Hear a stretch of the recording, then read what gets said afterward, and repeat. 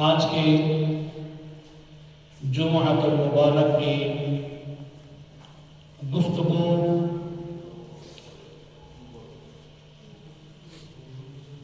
یار غار مصطفیٰ اور یار مزار مصطفیٰ خلیفہ بلا فصل امیر المؤمنین خلیفۃ المسلمین حضرت سیدنا صدیق اکبر رضی اللہ تعالی عنہ کی متعلق ہے۔ اللہ تبارک و تعالی ہم سب کو صحابہ کرام علیہم رضوان، اہل بیت اور اولیاء کاملین کی کامل محبت نصیب فرمائے۔ صحابہ اہل بیت کا ادب اور احترام اللہ تبارک و تعالی ہم سب کو نصیب فرمائے۔ ٹائم انتہائی تھوڑا ہے، سردی کا موسم ہے اور سردی کی وجہ سے دوست احباب کی طرح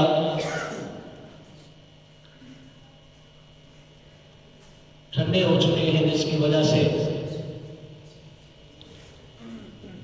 میں تمام دوستوں کی بارگاہ میں جو انتظار میں ہیں گزارش کروں گا کہ انشاءاللہ جماعت اپنے ٹائم کے مطابق جمعے کی جماعت ہم کھڑی کروا دیں گے۔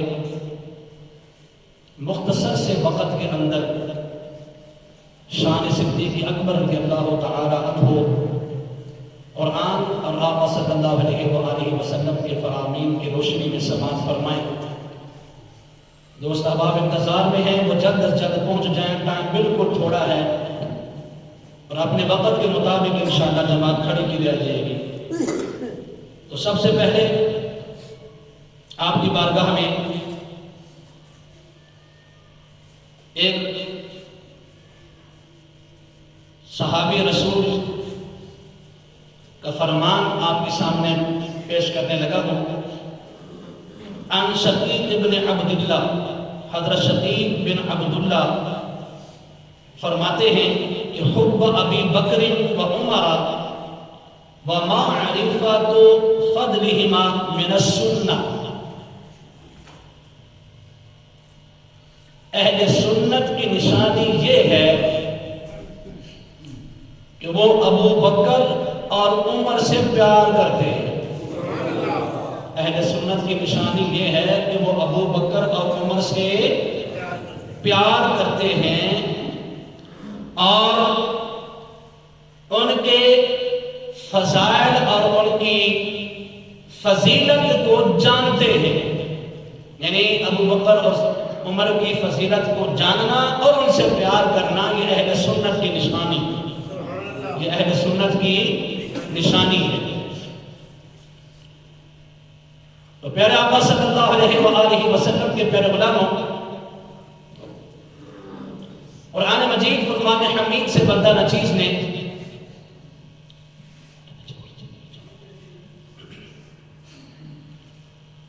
کچھ کلمات طیبات تلاوت کی ہیں۔ اللہ تبارک و تعالی ارشاد فرماتا ہے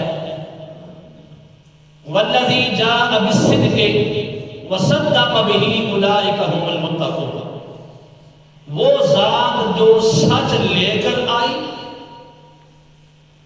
اور وہ ذات جس نے اس سچ کی تصدیق کی۔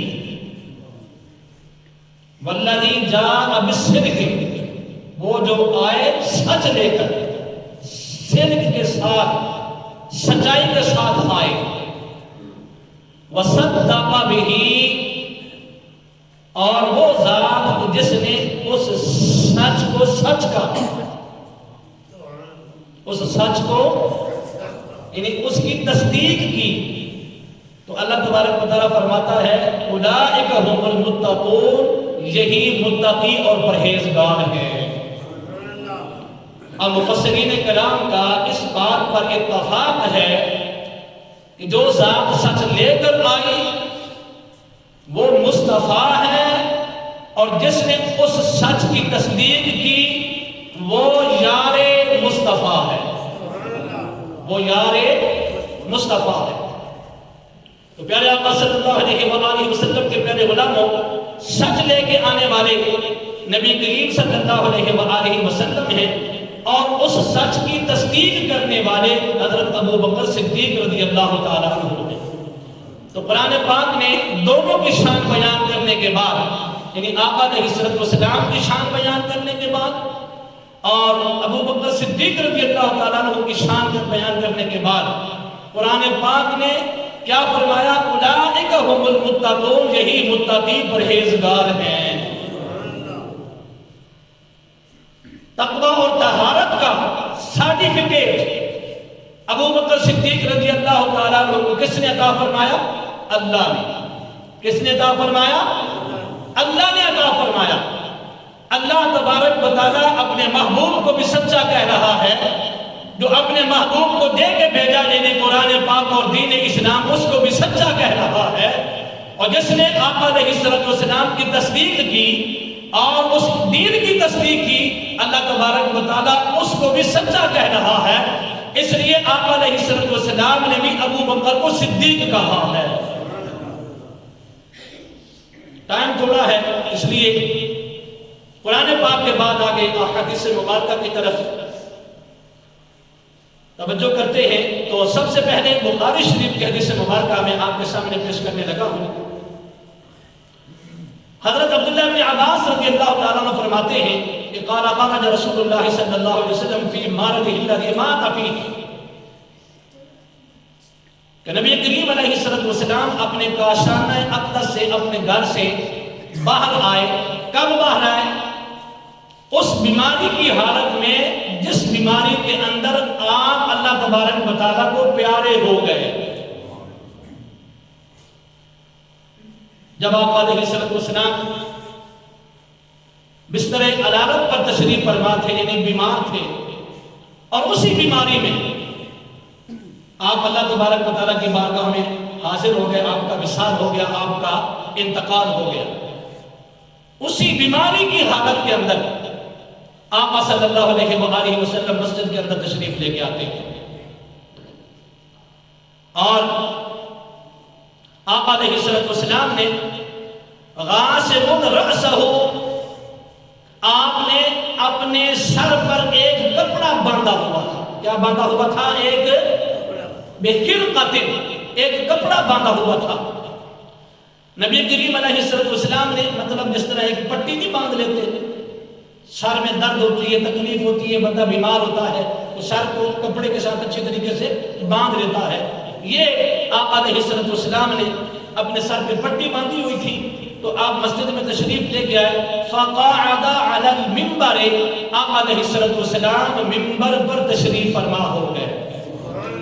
جس منبر پر بیٹھ کے آپ خطبہ دیتے تھے، لوگوں کو سمجھاتے تھے، واعظ و نصیحت کرتے تھے، اس منبر پر آقا علیہ السلام جلوہ گر ہو گئے، تشریف فرما ہو گئے، آپ بیٹھ گئے۔ فحمد اللہ وثنى علیہ، اللہ کی حمد و ثنا بیان کی۔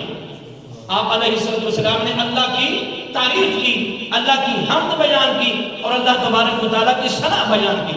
ثم قال، اللہ کی حمد اور اللہ تبارک و تعالیٰ کی ثنا بیان کرنے کے بعد آقا علیہ السلام نے فرمایا، انہو لیس من الناس احد،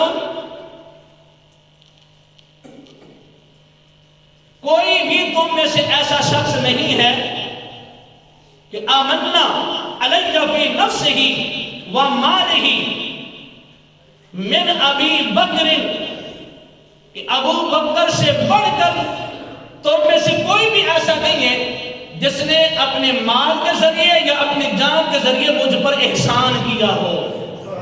سب سے زیادہ مال کے اعتبار سے، سب سے زیادہ اپنی جان کے اعتبار سے مجھ پر اگر کسی نے احسان کیا ہے تو وہ ابو بکر صدیق رضی اللہ تعالیٰ عنہ ہے۔ پھر آقا علیہ السلام فرماتے ہیں، وَلَوْ كُنْتُ مُتَّخِذًا مِنَ النَّاسِ خَلِيلًا، اگر لوگوں میں سے کسی کو میں خلیل بناتا، اپنا جگری یار بناتا، تو لَاتَّخَذْتُ أَبَا بَكْرٍ خَلِيلًا، میں ابو بکر کو جگری یار بناتا، لیکن ولیکن قلت الاسلام کہ اسلامی بھائی چارہ جو ہے یہ سب سے افضل ہے. اور فرمایا سدو انی کل خوفت فی هذا المسجد غیر خوفت ابی بکر، ابو بکر صدیق کا دروازہ کھلا رہے باقی سب دروازے بند کر دو. ابو بکر کے دروازے کے علاوہ سب کے دروازے بند کر دو. یہ بخاری شریف کی حدیث مبارکہ. ایک اور حدیث سنے، حضرت سیدنا ابو ہریرہ رضی اللہ تعالیٰ عنہ سے مروی ہے، قال فرماتے ہیں قال رسول اللہ صلی اللہ علیہ وآلہ وسلم، نبی کریم علیہ السلام نے ارشاد فرمایا اورج بی الی السماء، مجھے آسمان کی طرف لے کے جایا گیا، میں چڑھا آسمان کی طرف معراج کی رات. سمجھ آ رہی کہ جا رہی؟ ٹھنڈے ہو گئے ہو؟ اچھی بولو جب پھر گرم ہو جاؤ گے. اورجا بھی مجھے لے کے گیا، لے کے جایا گیا، یعنی میں چڑھا اوپر کدھر الی السماء، آسمان کی طرف. فما مررت بسماء الا وجدت فيها اسمی محمد رسول اللہ و ابو بکر الصدیق. فرماتے ہیں آقا علیہ السلام میں جس آسمان پر بھی جاتا تھا میرا نام محمد رسول اللہ بھی لکھا ہوا ہوتا تھا، اور ہر آسمان پر میرے نام کے ساتھ ابو بکر صدیق کا نام بھی موجود ہوتا تھا. ہر آسمان پر میرا نام بھی لکھا ہوا ہے، میرے نام کے ساتھ ابو بکر صدیق کا نام بھی لکھا ہوا ہے. اور سامعین محترم، پیارے آقا صلی اللہ علیہ وآلہ وسلم کے پیارے غلاموں، اگلی بھی بخاری شریف کی حدیث مبارکہ آپ کی بارگاہ میں پیش کرنے لگا ہوں. ایک مرتبہ تھوڑی سی ابو بکر صدیق رضی اللہ تعالیٰ عنہ اور عمر فاروق رضی اللہ تعالیٰ عنہ کے درمیان کچھ چپگرش ہو گئے،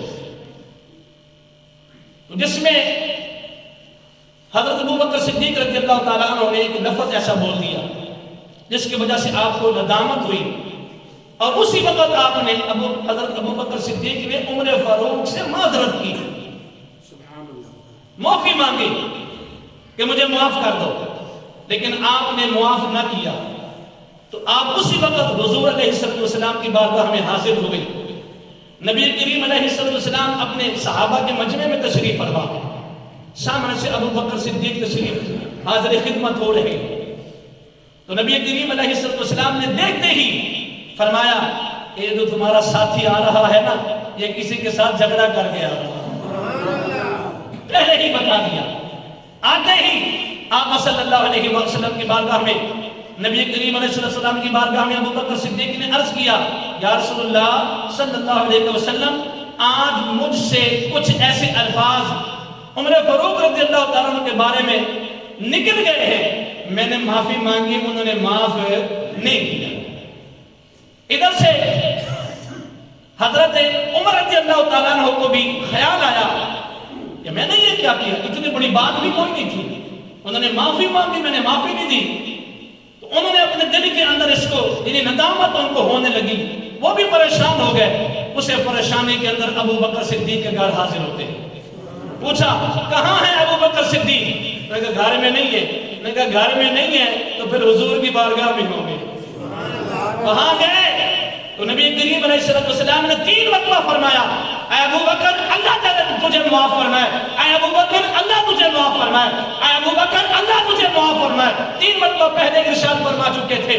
حضرت عمر فاروق رضی اللہ تعالیٰ عنہ جب آپ کی بارگاہ میں حاضر ہوتے ہیں حضور کی بارگاہ میں، تو نبی کریم علیہ السلام کے چہرے کا رنگ کچھ تبدیل ہو گیا.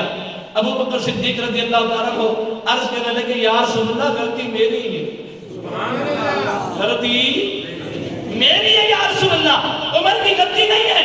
یعنی دیکھا نا کہ حضور تھوڑا ناراض ہو رہے ہیں. تو آپ علیہ السلام نے فرمایا اے لوگو، جب میں نے جس پر بھی اسلام پیش کیا، کلمے کی دعوت دی، میں نے اسلام کی دعوت دی، تم سب نے مجھے جھٹلایا اور مجھ سے دلیل مانگی.